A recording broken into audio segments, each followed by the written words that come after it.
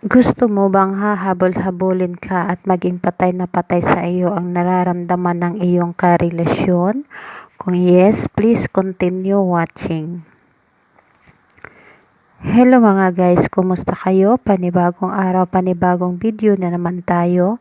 And sa araw na ito ay isa na namang video ang ating ituturo sa inyo na simpleng gabay o simpleng pamamaraan na makakatulong sa atin. At bago ang lahat, gusto ko lang mag-disclaimer sa mga taong hindi naniniwala at hindi gusto ang mga kagaya nitong video.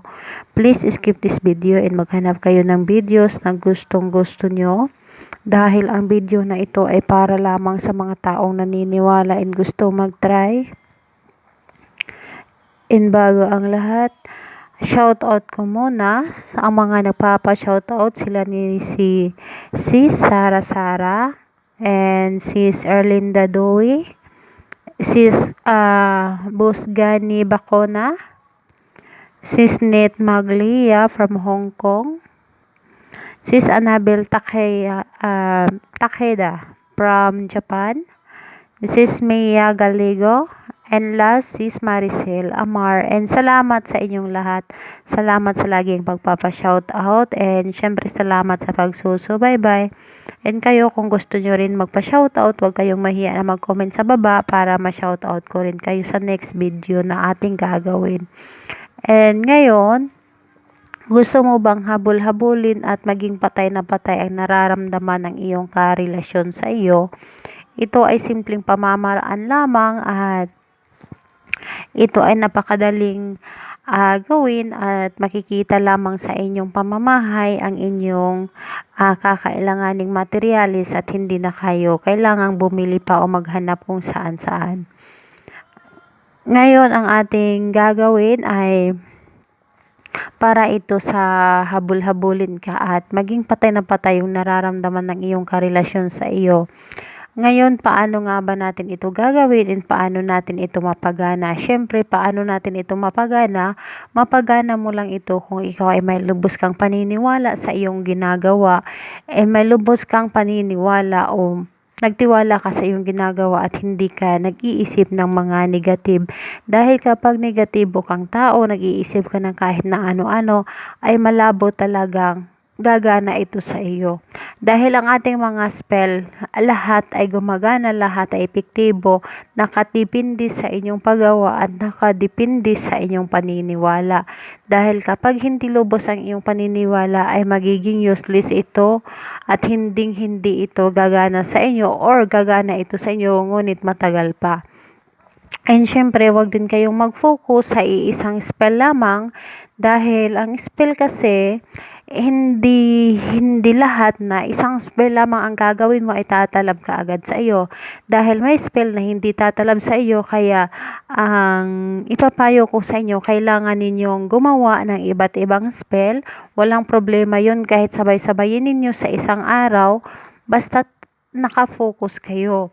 And ayun, dahil kapag gagawa kayo ng spell tapos nakafocus lang kayo sa isa, posibleng pero nakadepende rin naman yon. Pero mas sa akin, mas gustuhin ko na mas maraming spell ang inyong gagawin dahil kapag tumalab yan lahat ng ginawa mo, mas maganda dahil yun, sobrang talab na talab yung ginagawa mo. Walang problema, magdodoble ka ng spell sa isang araw. Like ngayon, Tuesday, pwede mong magsabay-sabay ka ng spell. Pwede ngayong umaga, pwede ngayong tanghali, pwede ngayong gabi. So, 3 spell, walang problema.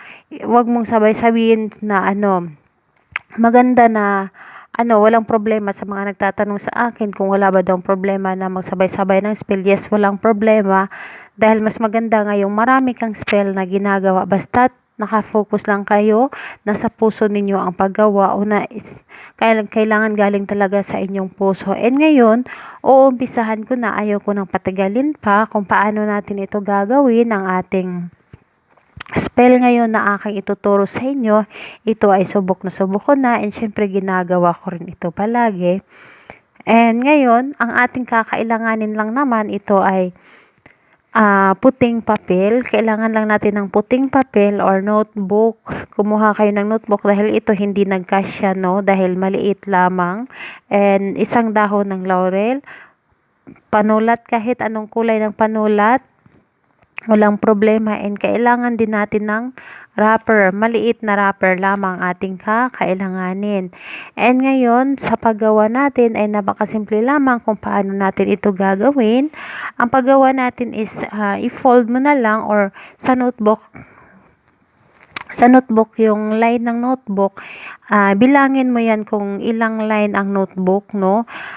Dahil kailangan natin dito ng 15 line. Kailangan natin ng 15 line, and ayon, kapag na-line mo na dito, kasi sa aking ginawa ngayon ay hindi nagkasya ng 15 line kundi 13 line lang. Kaya ito, ituturo ko lang naman sa inyo, and syempre para may example lang kayo.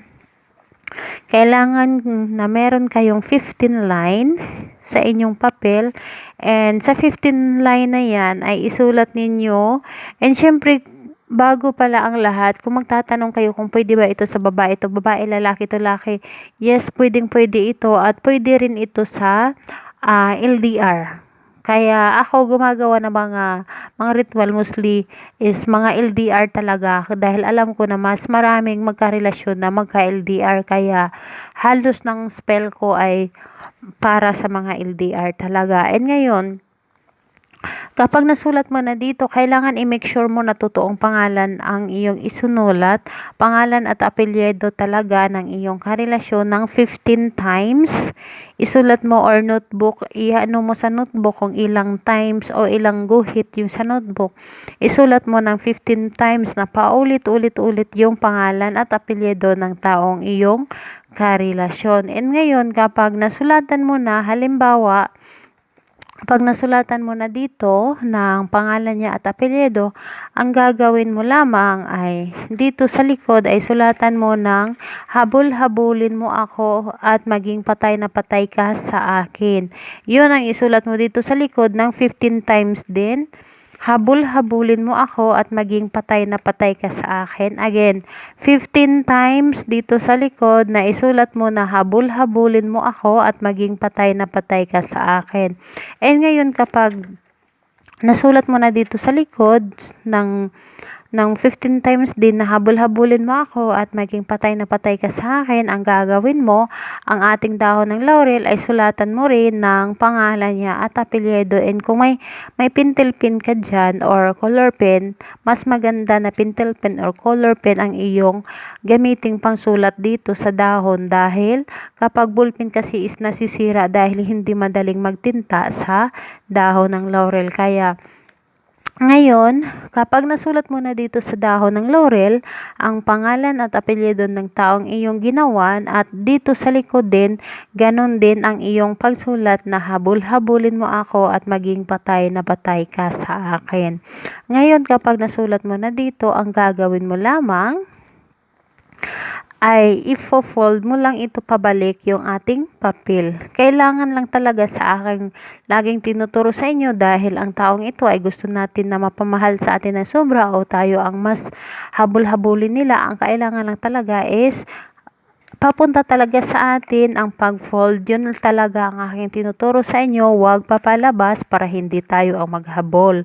Ngayon, habang tinutupi mo ito ng 15 times, babanggitin mo ang kanyang pangalan habang tinutupi mo. Tulad nito, isang fold, pangalan niya at apelyido, banggitin mo. Pangalawa, pangalan niya at apelyido, banggitin mo. Pangatlo, pangalan niya at apelyido, banggitin mo. Pang-apat, pangalan niya at apelyido. Pang-lima, pangalan niya, apelyido. Pang-anim, pangalan, apelyido. Pang-pito, pangalan, apelyido. Pang-walo, pangalan at apelyido. Pang-siyam, pangalan at apelyido. Pang-sampo, pangalan at apelyido, hanggang matapos mo itong i-fold, pangalan niya at apelyido mo pa rin ang babanggitin mo. And ayun, kapag nabanggit mo na or na-fold mo na, ang gagawin mo lamang ay ipasok mo lang ito dito sa ating wrapper. Kumuha kayo na medyo malaki-laking wrapper dahil maliit ang aking wrapper. And syempre, ang ating dahon ng laurel ay ilagay mo din dito.